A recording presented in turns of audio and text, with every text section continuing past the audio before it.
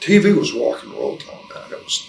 I mean, we fill our knees up with Deadener. You know, I had all these knee surgeries, so I get Xylocaine in both knees, you know, or Marcaine or Lidocaine, and numb them up. And sorry to say this, but this is that professional.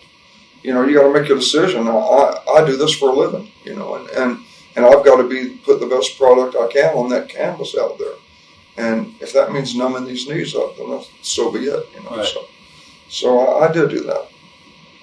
And I'll tell you, I go a little farther. Sometimes when you have a dislocated shoulder or a torn out elbow or something like that, you take a couple of pain pills and then you lift weights before your match. Otherwise, you're going to go into the ring hurt.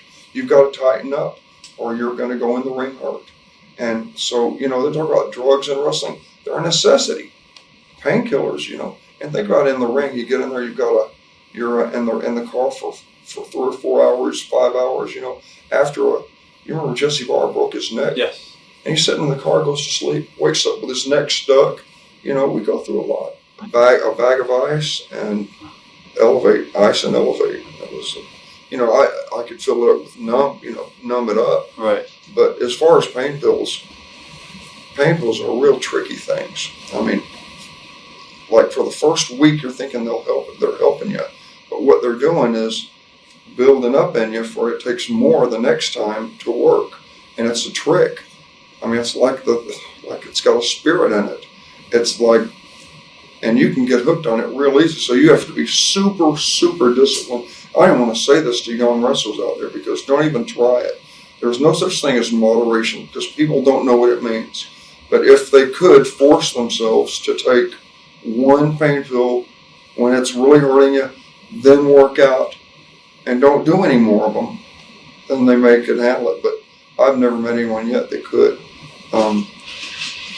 Pain pills are a fool's finish because and all of that stuff, Coke, you know, it's just a matter of time till those guys die. They don't live long at all. You see somebody doing drugs, you won't see them when he's 30 or 40, 50 years old.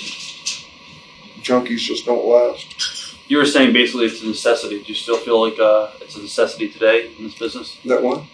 You have to do drugs in this business to basically survive and schedule the roads and all Well, that. no, I didn't mean it like that. What I meant was to put the best match on TV as you could.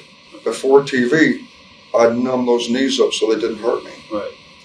And as far as pain pills, I meant like if you have a dislocated shoulder, and let's face it, what are you going to do if you've wrestled? You've got to do benches and you got to do curls to tighten that thing up, or you're going to dislocate it again. And it hurts like hell to do them. So take a pain pill and then do your curls and your benches. Right. That's what I meant.